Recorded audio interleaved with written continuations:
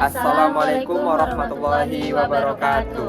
Kami dari kelompok 4, di sini kami akan mempresentasikan materi mengenai pengujian program. Sebelum itu, kami akan memperkenalkan diri. Saya Bima Aulia Reski. Saya Sri Wahyuningsi. Saya Dan Maharani. Di sini kami akan menjelaskan 4 poin utama, yaitu yang pertama itu ada pengertian pengujian, yang kedua itu ada prinsip pengujian, yang ketiga ada tujuan pengujian, dan yang keempat itu ada tahap pengujian. Memasuki poin yang pertama, yaitu pengertian pengujian.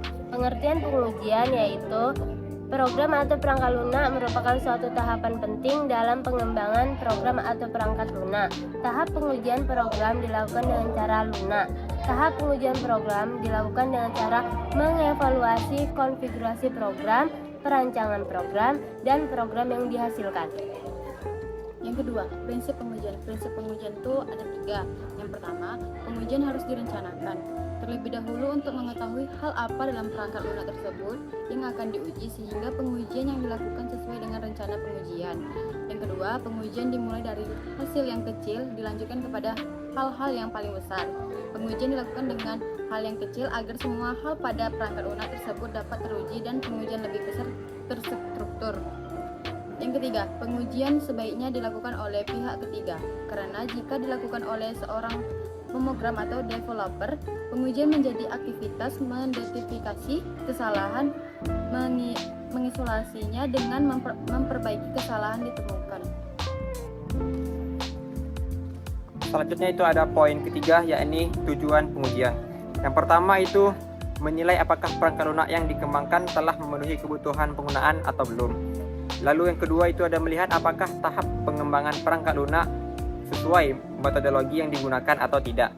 Lalu yang ketiga itu ada membuat dokumentasi hasil pengujian sesuai perangkat lunak yang spesifikasi. Selanjutnya yang keempat itu ada mencari tahu kualitas dari produk perangkat lunak tersebut. Lalu yang kelima meningkatkan kepercayaan akan sistem itu sendiri. Yang keenam itu ada menyediakan informasi-informasi penting.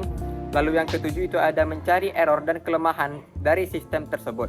Yang terakhir atau yang kedelapan itu adalah mencari informasi sejauh mana kemampuan sistem tersebut. Lalu kita masuk yang terakhir, yaitu ada tahap pengujian. Berikut merupakan tahap-tahap pengujian, yaitu ada 6. Yang pertama itu menentukan apa yang akan diukur melalui pengujian.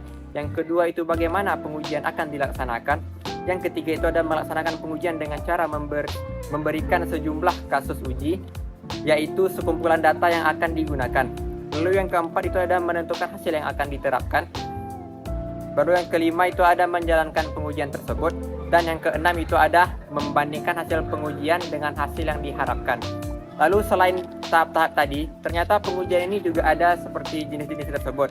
Yakni yang pertama itu ada pengujian tahap analisis, yakni pengujian yang menjamin validasi kebutuhan yang telah dispesifikasikan dengan benar.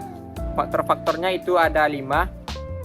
Yang pertama, kebutuhan yang diberikan dengan metodologi. Yang kedua itu ada pendefinisian spesifikasi fungsional. Yang ketiga itu ada penentuan spesifikasi kegunaan. Yang keempat itu ada penentuan kebutuhan portabilitas. Yang kelima itu ada pendefinisian antar muka sistem. Lalu yang kedua itu ada pengujian tahap perancangan, bertujuan menguji struktur perangkat lunak yang diturunkan dari kebutuhan. Faktor-faktornya yaitu yang pertama, perancangan yang berkaitan dengan kebutuhan.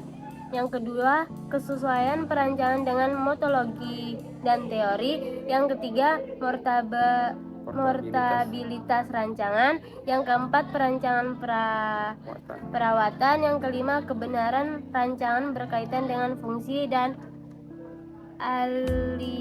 alisan data. Dan yang terakhir yaitu kelengkapan perancangan antarmuka. Tahap implementasi. Faktor-faktornya yang pertama,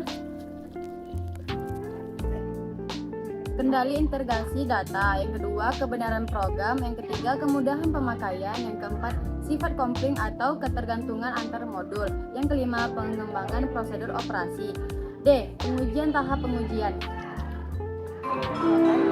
merupakan pengujian apakah program telah ditulis menjadi instruksi yang dapat dijalankan oleh mesin konsel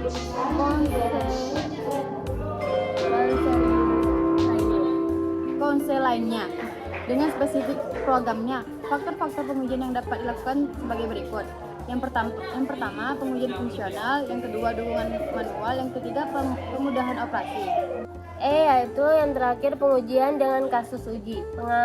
Pengujian yang dilakukan meliputi pengujian unit atau berupa prosedur atau fungsi, dan pengujian sistem. Pengujian unit dilakukan untuk menguji unit-unit yang ada dalam sistem, sedangkan pengujian sistem dilakukan secara keseluruhan. Oke, Baiklah. baiklah, itu yang dapat kami presentasikan melalui pemirsa. Lebih dan kurang kami mohon Mohon maaf. maaf. Kami cuma manusia biasa yang penuh kesalahan di Dunia. Ya. Jadi sekian presentasi dari kami sudahi dengan Assalamualaikum warahmatullahi wabarakatuh.